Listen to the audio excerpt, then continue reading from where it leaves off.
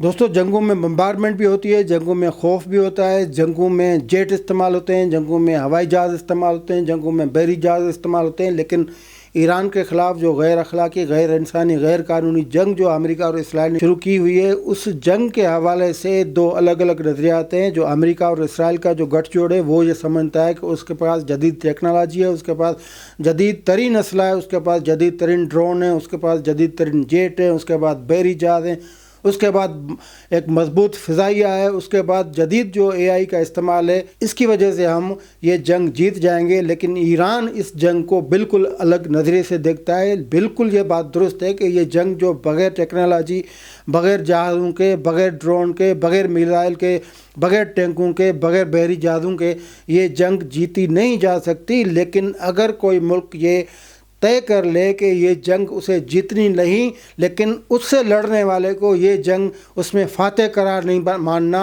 اس کو شکست دینی ہے، یعنی وہ جیت نہ سکے، اس نظریے سے اگر کوئی ملک یہ جنگ لڑے تو آخری فتح اسی ملک کی ہوتی ہے۔ تو ایران اس جنگ کو ٹیکنالوجی، جہازوں، بحری جہازوں، فضائیہ، اس حوالے سے یہ نہیں دیکھتا۔ ایران یہ دیکھتا ہے کہ یہ جنگ جو ہے وہ اصل میں یہ جنگ پریشر کی ہے، یہ جنگ تناؤ کی ہے، یہ جنگ جغرافی کی ہے، یہ جنگ جو ہے وہ وقت کی ہے، اور وہ وقت جو اس وقت امریکہ کے لیے بہت کڑا وقت ہے، وہ وقت جس نے امریکہ کو زنجیر پہنا دیے اور جس کی وجہ سے امریکہ نہ اتحادیوں سے بات کر سکتا ہے، نہ ان سے فرمائش کر سکتا ہے، ان کے مطالبے کو کوئی نہیں مان رہا، جو ان کے اتحادی ہیں وہ ان سے منہ پھیر رہے ہیں۔ تو یہ اس وقت کی جنگ ہے جس کا اندازہ امریکہ نے کبھی نہیں لگایا تھا۔ کہنے کو تو یہ بات کہی جا سکتی ہے کہ جدید ٹیکنالوجی، روزانہ بمبارڈمنٹ، جدید قسم کی جو سرویلنس، جدید قسم کی جو اے آئی جو ہے اس کے استعمال کی وجہ سے ایران کی تباہی ہو رہی ہے، لیکن آپ آخری جو نتیجہ دیکھیں اس نتیجے میں آپ کو یہ پتہ چلے گا کہ سیاسی اعتبار سے، اخلاقی اعتبار سے، معاشی اعتبار سے اگر دیکھیں تو اس میں پھر یہ بھی دیکھیں کہ اس میں نقصان کس کا زیادہ ہوا ہے۔ ایران کوئی ابھی 28 فروری سے جنگ نہیں لڑ رہا یا اس جنگ کو فیس نہیں کر رہا۔ ایران تو گزشتہ کئی صدیوں سے وہ برطانیہ اور جو امریکہ کا جو گٹھ جوڑ تھا اس کو جھیل رہا ہے۔ وہ جو ان کے معدنی وسائل تھے ان پہ جو قبضہ کیا ہوا تھا برطانیہ اور پھر امریکہ نے، اس کی مزاحمت کرتے کرتے ایران تھک چکا ہے۔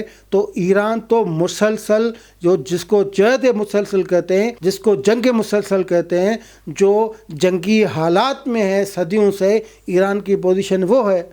تو ایران سمجھیں کہ وہ لڑ رہا ہے اور وہ لڑتے لڑتے اتنا تیار ہو گیا کہ اس کے پاس جنگی حکمت عملی آ گئی جو نہ ٹرمپ کو سمجھ میں آئی، نہ نیتن یاہو کو آئی، نہ ان کے مشیران کو آئی، نہ ان کی حکومت کو آئی، نہ ان کی کابینہ کو آئی، نہ ان کے پارلیمنٹ کو آئی، اور اسی وجہ سے امریکہ اس وقت بمبارمنٹ کر رہا ہے، ان کو نقصان دے رہا ہے۔ ان کے سربراہ اور ان کے سپریم لیڈر کو بھی انہوں نے شہید کر دیا، ان کی پوری جو فوجی قیادت تھی ان کو بھی شہید کر دیا، ان کی ایجنسیوں کے قیادت کو بھی شہید کر دیا۔ یہ نقصان بظاہر بالکل ہیں، لیکن ایک خود مختار ملک اور ایک پرعزم عوام، اس کا اگر ایک بندہ بھی رہ جائے تو وہ شکست نہیں قبول کرے گا، وہ شکست نہیں مانے گا۔ اب میں آپ کو بتاؤں کہ جو لوگ ایران پہ بمبارڈمنٹ، ایران کی جنگ کی وجہ سے خوش ہو رہے ہیں، ان کو باقی دنیا کے کئی ممالک ہیں، ان کا نام یاد ہونا چاہیے،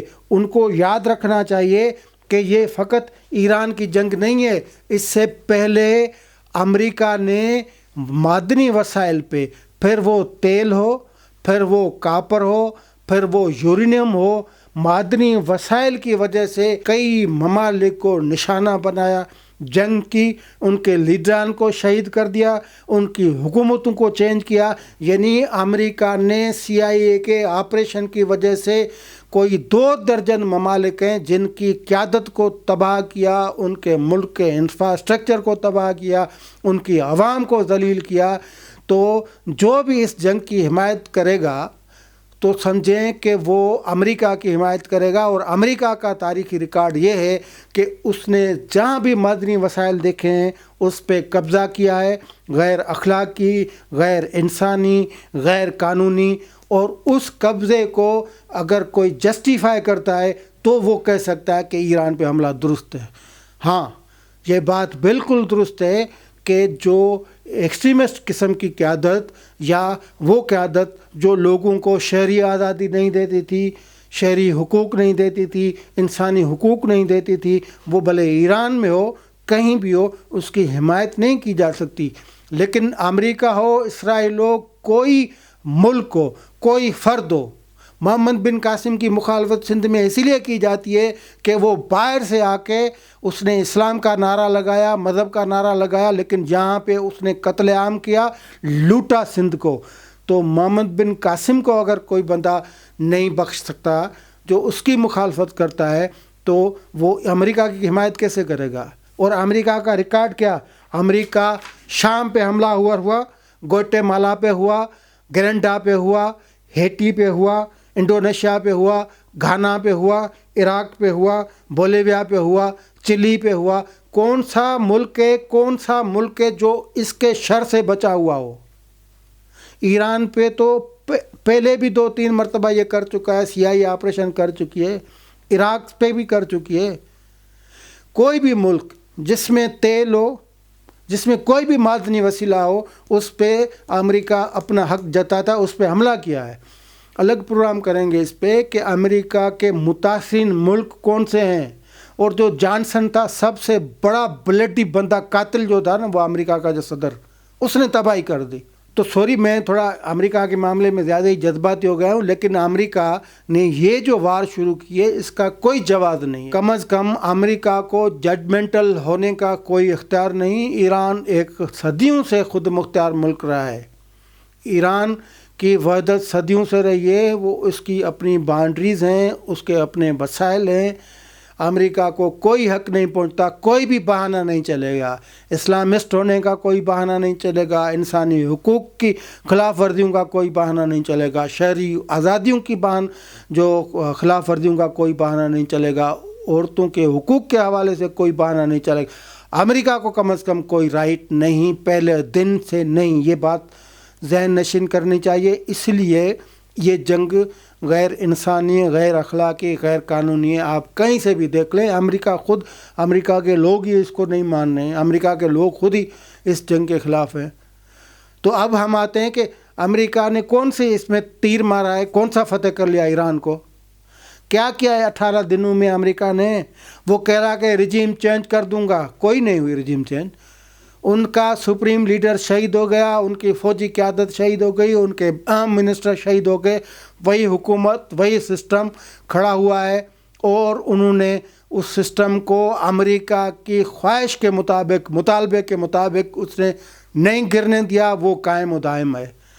سرنڈر کرے گا ایران؟ نہیں کیا سرنڈر، بالکل نہیں کیا. امریکہ کے مطالبے پہ ایران نے سرنڈر نہیں کیا. کون سی فتح ہوئی ہے؟ کوئی نہیں ہوئی. اس کا یہ کہنا تھا کہ ایران کے عوام میں وہ نکلیں گے، بغاوت کریں گے. کوئی بغاوت نہیں ہوئی. اس جنگ کے بعد ایک جھنڈے کے تلے تمام جو لوگ ہیں، پوری عوام میں جو نہیں بھی چاہتی تھی خامنائی جو رجیم کو، اس حکومت کو، وہ بھی امریکہ کے خلاف جو ہے وہ آ کے کھڑی ہو گئی ہے. کوئی بھی اتنا بڑا پروسیشن، بڑا پروٹیسٹ کچھ بھی نہیں ہوا. تو یہی بڑے میں بڑی ناکامی جو ہے وہ امریکہ کی ہے، جس کو ماننا چاہیے اور جس کو دنیا مان رہی ہے. ٹرمپ نہیں مان رہا، ٹھیک ہے، نہیں مان رہا. ٹرمپ کی اس وقت آپ جو عالمی جو قیادت ہے اس میں ٹرمپ کہاں کھڑا ہے؟ ٹرمپ کھڈے لائن لگ گیا ہے. بھلے نہ مانے، لیکن اس جنگ کے نتائج کیا نکلے ہیں وہ بھی ذرا دیکھ لیں. جو امریکہ چاہتا تھا اس کا بالکل کوئی اس کا خواب پورا نہیں ہوا. لیکن ایران نے کیا کیا؟ اس جنگ کے باوجود ایک دن میں 900 حملے ہوئے. ان کی پوری قیادت ختم ہو گئی. پوری قیادت ختم ہو گئی. ان کا سب سے بڑا مذہبی حکومتی رہنما اس کو شہید کر دیا گیا، دوسرے کو شہید کر دیا گیا. لیکن ایران کھڑا ہے. ایران نے کیا کیا؟ ایران نے نیا سپریم لیڈر دے دیا. یہ لو. اور وہ دیا جو ٹرمپ جس کو پسند نہیں کرتا، لیکن ٹرمپ سے بغاوت کے اعلان کے لیے کر دیا کہ ہم کھڑے ہیں، یہ ہمارا سپریم لیڈر ہے، آپ کے نہ ماننے سے کوئی فرق نہیں پڑے گا، یہ ہے مجتبیٰ خامنائی، اس کو آپ قبول کریں یا نہ کریں، یہ ہمارا لیڈر ہے، اور ایران پورا اس کے ساتھ ہے، اس کے مخالف بھی اس کے ساتھ ہیں۔ امریکہ کی کوئی گنجائش نہیں، نیتن یاہو کی کوئی گنجائش نہیں، ٹرمپ کی کوئی گنجائش۔ دوسرا، ایران نے کیا کیا؟ ایک ملک پہ حملہ کیا نا، دونوں ملکوں نے، اسرائیل نے کیا، امریکہ نے کیا۔ ایران اس جنگ کو 9 ملکوں تک لے گیا۔ ایران اس جنگ میں ان لوگوں کو لے گیا جو ان کے الائز تھے، ان ملکوں کو لے گیا جہاں پہ امریکہ کے فوجی اڈے تھے، جہاں پہ کہ سفارت خانوں میں CIA کے جو وہ آفیسز بنے ہوئے تھے، جہاں سے مختلف ملکوں کے خلاف سازشیں ہوتی تھی۔ ایران نے ان ملکوں کو جنگ کی لپیٹ میں لیا، ان ممالک پہ حملہ کیا اور ان اڈوں پہ حملہ کیا جو سیکیور تھے، جو اڈے سنبھالتا تھا سپر پاور، اور سپر پاور جس کے بعد جدید ٹیکنالوجی تھی، جس کے بعد جدید میزائل تھے، جس کے بعد جدید جو ڈیفینڈر سسٹم تھا، اس پہ حملہ کیا۔ ایران نے کیا کیا؟ ایران نے اس جنگ کو عالمی معاشی بحران میں تبدیل کر دیا۔ ایران نے یہ کیا کہ جس تیل پہ جو ہے وہ ساری دنیا ناچتی تھی، خوشحال ہوتی تھی، اس تیل کی وجہ سے دنیا رو رہی ہے، یہ ایران نے کیا، اور فقط اس لیے کیا، ایران کو تو زخم دیا ہے نا امریکہ نے۔ وہ مملکتی سربراہ نہیں تھا، وہ ان کا سپریم لیڈر تھا، مذہبی لیڈر تھا۔ اس کو مارا، اس کی وائف کو مارا، اس کے بچوں کو مارا، اس کے بیٹوں کو مارا، اس کی جو بچیاں تھیں ان کو مارا۔ آپ نے، یہ ظلم نہیں ہے؟ تو اس جنگ کو ایران نے اگر 9 ملکوں تک پہنچایا ہے تو وہ اپنا جو دفاعی اس کا جو ہتھیار تھا، جس کی اجازت ہے اپنے دفاع میں، اگر کوئی ملک سمجھتا ہے کہ مجھ پہ فلاں ملک نے حملہ کیا اور اس کا اڈا یہ ہے فلاں جگہ پہ، تو اپنے دفاعی ہتھیار کے طور پہ اس پہ حملہ کر سکتا ہے۔ ایران کا ان 17 اڈوں پہ، خلیجی ممالک میں امریکہ کے 17 اڈوں پہ حملہ جائز ہے۔ اس کو جو UN کا جو چارٹر ہے وہ بھی اجازت دیتا ہے۔ تو ایران نے ان ساری دنیا کو فقط اس لیے پریشان کیا کہ امریکہ اور اسرائیل نے گٹھ جوڑ کر کے ایران پہ غیر قانونی حملہ کیا۔